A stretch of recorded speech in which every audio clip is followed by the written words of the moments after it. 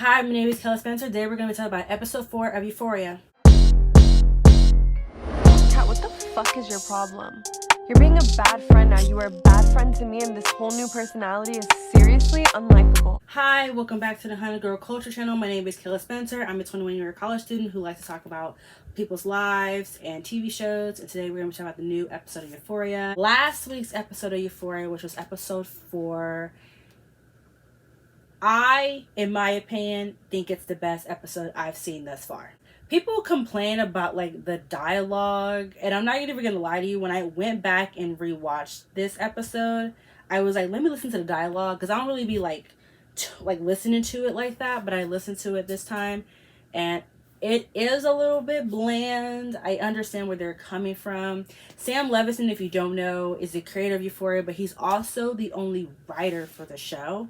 So everything that's being written, every movement, every turn is from him. There's nobody else in the writing room with him, which I'm actually surprised by. I've never seen a show with one writer. There's usually like 2 writers, or usually there's like a mass group of writers.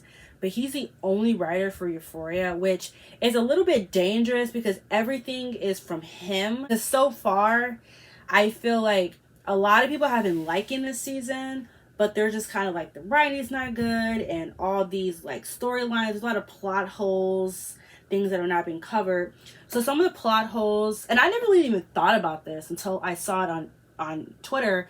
People are like, okay, what about McKay? You know, what about that scene where he got SA'd during the fraternity thing? And, you know, what about Cassie's abortion? Like, we haven't seen her talk about that. And then what about the whole, what about the tape? We haven't talked about that in a minute. We talked about that in episode 2, but it hasn't been like brought back up. And then there's the whole like, when Nate was blackmailing Rue, like what's going on with that? So there's a lot of things. He's been creating new storylines, but not really completing the other storylines. But there is 8 episodes in this season, so he's got 4 more episodes to like fix all this up. The show's great, but I just feel like he's not showing us what we want. When I watched this week's episode, I liked it, but I was disappointed because I feel like he just fills the show with montages. It's just like beautiful photography, beautiful cinematography, and fucking montage, like not montages, but that's it. Like, he'll literally spend a whole minute zooming in on somebody's face. Like, okay. And I get the whole esque of it, but you're not really getting to the story. You know what I mean? Like, Euphoria will be an hour, but there's really only 30 minutes of the show. The rest of it is literally just him panning over stuff, him zooming into people's faces, people fucking having musicals and shit. Like, Zendaya had a whole fucking musical for like 5 minutes. Like, what was the point of that? Nothing. It's just him he's basically giving screen time to the characters and the actors and actresses that he likes. Nate, Cassie, Maddy, Rue, and Jules. Everybody else is just kind of there for the fun. But let's actually get into the video. So first thing we're going to talk about is Rue, Jules, and Elliot. So basically, it starts off wild as hell because we have Jules, who's literally going down on Rue. Rue is high on drugs. She fakes an orgasm, which was really horrible. I was like, this is... The fact that they started off with that was just crazy. And then we have Elliot talking to Jules, and she's like, you know, went down on her, she faked an orgasm. And then Elliot's like, oh, let me teach you how to give a girl, let me teach you how to do head. And then they're like licking each other's hands, which was fucking disgusting because COVID and just normal, just people have nasty hands. Even if I wash my hands right now, there's still gonna be germs, so I'm gonna be touching stuff. That was really fucking disgusting to me. I was just like, ugh. And then they start making out. And I said this in the last episode. I said they're gonna do something sexual. And they fucking did. And then the episode ended with Jules on the bed. And then we have Elliot walking in and he shuts the door. And then like, that's it. You know what was crazy? You know what was fucking crazy? Rue is out here probably gonna attempt you know, the side. She's gonna attempt the side. And Jules is fucking Elliot. And I'm just like, but they love each other though. See, they have a strange way. I think now Twitter is kind of like not really with Rue and Jules anymore, which I love, because in the first season, I liked them because I'd never seen a transgender woman with a biological woman. Like, it was interesting to see. It was a different dynamic, and I liked it a lot because I thought they were cute together. But now it's just Rue's toxic, Jules is toxic. They're both fucked up in the head. They're trying to have this relationship that honestly to me seems fictitious at this point. And they care about each other, but then they don't show it, and it comes out in their actions that they don't care about each other. So if you ship them together, you look dumb right now, because there's no indication that they should be shippable. Because when this episode ended, it started off with Jules's POV, which I didn't even realize until I rewatched it. So people are kind of speculating, is Rue dead? Like, what's going on? Obviously, if you have a brain, she's not dead. She's the narrator and she's the main character of the show. You think you're gonna kill off Meredith Grey? No, they're gonna kill off everybody but her because she's the main character. Do I think that she did the side? Potentially, but I think she's probably like in an alley somewhere, probably something crazy.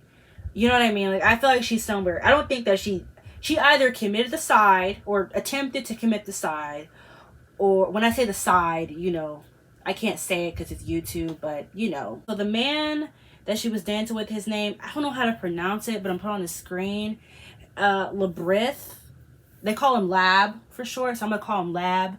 She was dancing with Lab in the church. He is the man who makes all the soundtracks for Euphoria. That song was amazing. The scene was beautiful. When I first watched the episode, I had no feelings. I was like, oh, this is a pretty song, but I didn't really have feelings for Rue. And then when the episode ended and she potentially committed side, I just really did not care. I was just like, I have no feelings for her. When I watched it the second time through, I was like, aw. I didn't get emotional, but I was like, I felt sympathy for her. And then when it ended, where she was dancing in her room alone, it was very much like, oh my God. Like, it really showed how high, not only how high she was, but how effed up she was, how like there is something going on with her. I don't understand why I don't understand why she's doing drugs. Like, cause she was doing drugs in the last season, but not as much as she's doing drugs now. And I don't think it's because of Jules, because nothing detrimental has happened between her and Jules. And I don't think it's Elliot either. Like, there's something else going on with her, and it could just be like her regular like OCD anxiety. I don't know. But there's like something going on that I don't think we know about, because girl, at this point, I literally cannot believe. I knew that something was going to happen with Jules and Elliot. I'm actually not surprised.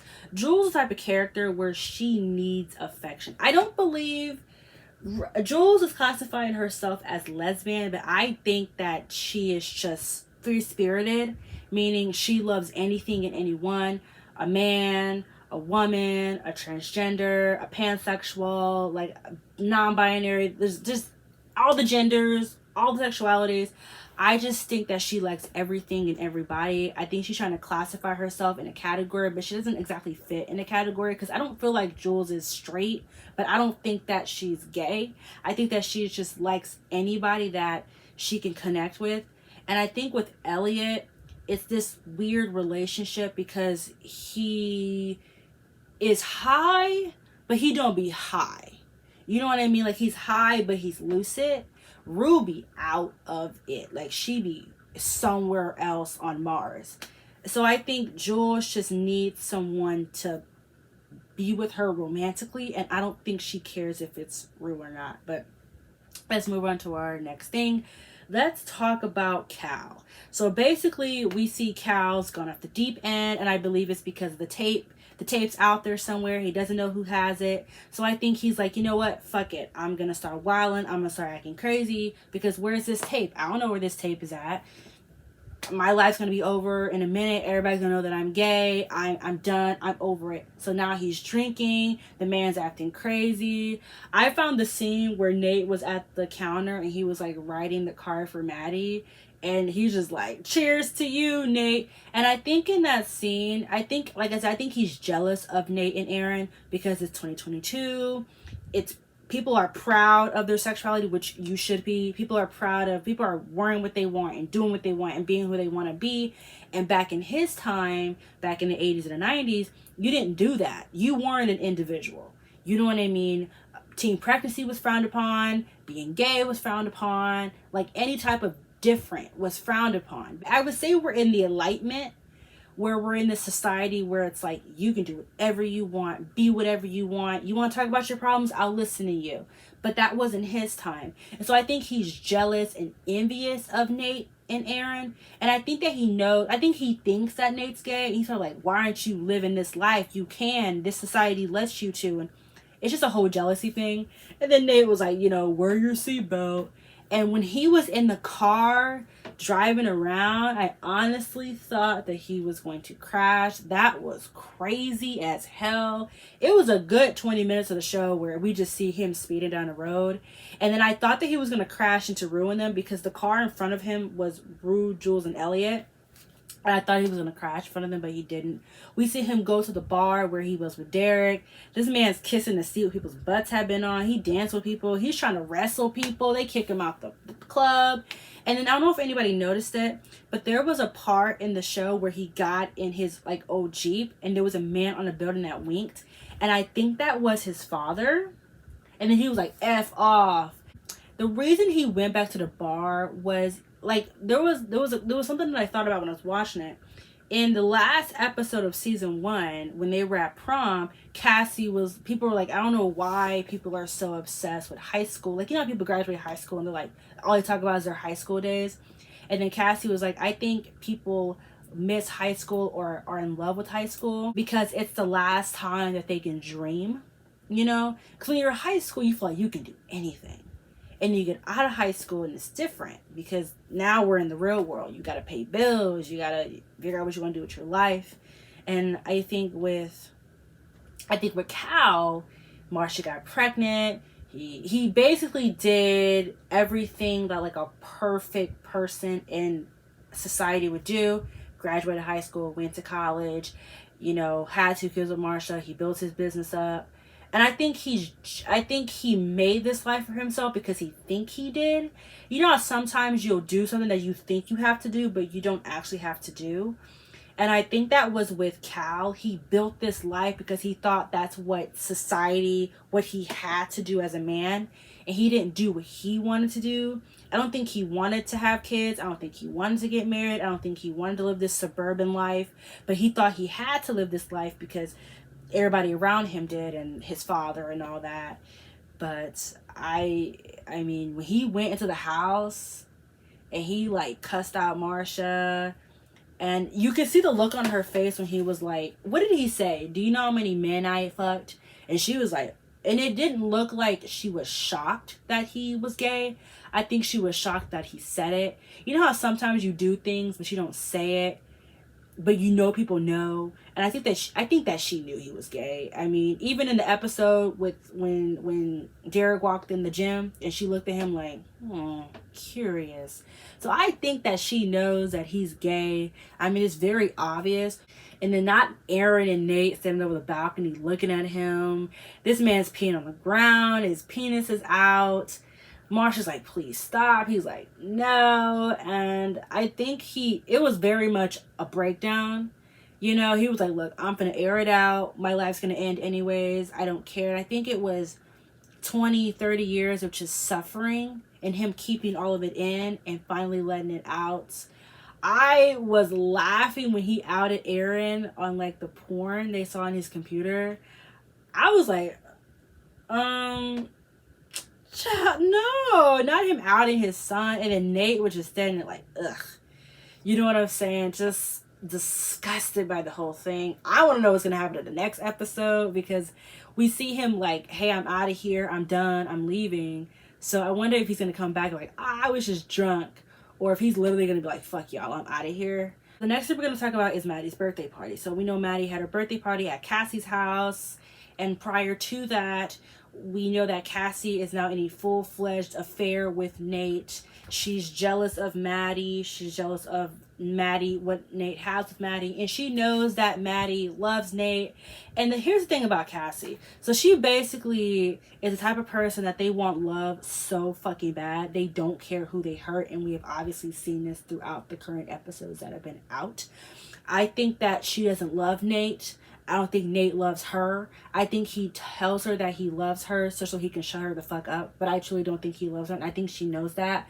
But she'd rather believe it. I guess live in this fucking Matrix simulation where it's like, this is real and it's really not.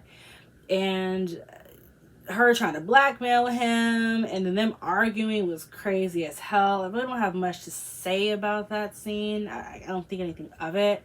But I don't think he gives a shit about Cassie. I think it's just sex and somebody he can manipulate. And it's just as simple as that. So we go back to the birthday party. Everybody's there, drinking, having a good time. We have Kat had this little blip of a moment where she's worried about Ethan, how she doesn't really like him like that. But it's not followed up with anything, so it just felt like a weird moment to even put in the episode. And then we have the notorious Cassie walking down the stairs in the bathing suit, trying to claim Nate's attention. And then we have them in the jacuzzi. And who asked her? I don't know if it was Bibi or somebody asked her if she's back together with Nate. And she was like, not right now, no. And then he was like, no. And he answered really quickly. And guys may be like, what the fuck? She's wilding. So basically it's kind of like if a man, I don't know how to explain it because I don't date people, so I'm an expert. But I understood where Maddy was coming from. But the way that he said it so quickly, he could be like, we're working on it, or it's complicated. But he was like, no, we're not together. And it just, he said it in a definitive tone, like Maddy said. But the way it came out, it just sounded so like, what's that supposed to be? And I thought it was weird. And I don't know if anybody noticed this, but like when they were in the pool, when they were in the jacuzzi and Nate had like his head down like a child's, it seemed weird. You know what I mean? Like, and did anybody, like, he was in a pool like looking down like this, and it could have been because Cassie was next to him, or it could have just been, I think Nate is naturally awkward. He's confident, but he's naturally awkward. You know people when you're in a situation it's like awkward, you're kind of like fidgeting, and he had his head down like a child. And I thought that was pretty interesting. I feel like with Maddy, I think he's scared of Maddy low-key. Because Maddy has the tape. But most importantly, Maddy is tough. She acts like she comes off as dumb at first, but Maddy's like an actual smart-ass character. And I feel like Maddy holds all the cards in this season. Like, honest to God, I think that we're going to see her do some real investigative, I got you shit. Because I feel like during these episodes, she's just picking up on things slowly. Even when she was arguing with Nate in the jacuzzi, and she was like talking to him like, you wanted me to move to college with you and have your babies, and everything she's saying, she's looking at Cassie. So I think that she knows for a fact that Nate is fucking Cassie, but I don't think she wants to hear it from Nate. I think she wants to hear it from Cassie. She's gonna get back together with Nate. Even if he fucked her mother, she's going to get back together with Nate. I think that's pretty obvious. I mean, come on now. I think she's just stringing him along. But I know for a fact that she knows that Cassie fucked her boyfriend. And I think it's simply her, like, trying to set everything up. So hopefully Cassie will admit to it. Cassie is trying to act tough and stuff, but nobody's really scared of Cassie. But we should be scared of Maddy. And I don't think Maddy's going to kill her or hit her. But I think Maddy is going to make her life a living hell, and I can't wait to see it. So the last thing we're gonna talk about, and I can't believe I forgot to say this, Fez. So Fez has like a little blip moment in the episode, but we basically see Custer come over, and there's a woman. He says something about a Nelson or something with an N.